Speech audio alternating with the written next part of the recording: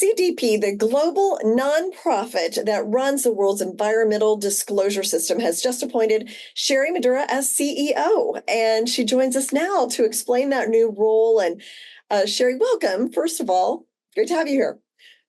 Thanks very much, Jane. Thanks for having me. And I'm in wonderful New York for Climate Week, so perfect time to have a chat. Okay, just stay away from the East Side traffic. But according to the CDP's research, how does a lack of action on climate change affect the economy? Well, climate is our biggest risk for business and finance. Often we talk about climate as being something good for a sustainable future. Of course it is, but it's also good for business and finance. Climate events have already caused losses of 52.3 billion euros in 2022 alone, and that's just in Europe. So when we talk about thinking about what is going on with climate, it really does affect businesses. We know this because CDP actually collects data from over 23,000 companies worldwide. And those companies have identified up to $162 billion worth of potential costs to them.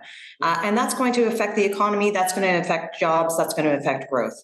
That number, just to put it in perspective, it's about the entire market value of Netflix or the GDP of Hungary. So it is significant, it's material.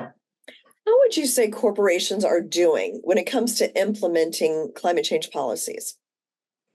Well, I love that you mentioned climate change policies, because what that is about is thinking about what it is that they're actually doing year to year. And that's been a really hot topic here in New York and over the course of the last few weeks and years, which is it's about transition planning. It's no longer about targets. It's also about what it is that companies are doing year on year. And a target is one thing, and if you have no strategy in delivering it, the world is starting to push back. So firstly, let me tell you something good.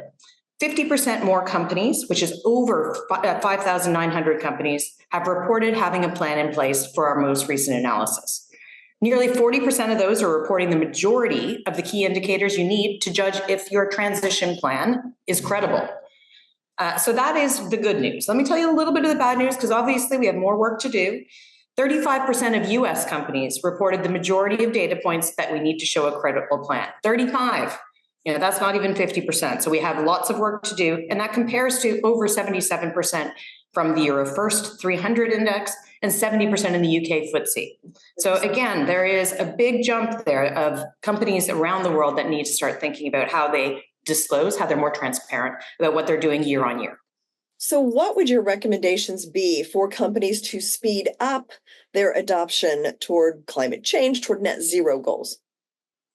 So my recommendation is disclose and make sure that you are transparent about what data you are using internally in your business to be able to move towards a sustainable future. And this isn't just wishes. Jane, a company discloses and then within 2 years, their emissions decrease by between 7 and 10%. That's a fact. So disclosure works, and it's not just disclosure for disclosure's sake. It is disclosure because the market and actually your core business needs it. It needs it for access to capital. It needs it in order to service the questions from your customer base. And of course, increasingly compliance requirements. And it's the same piece of data. So if you write it one time, you can use it many times. And how can that data be implemented toward an aggressive climate change plan?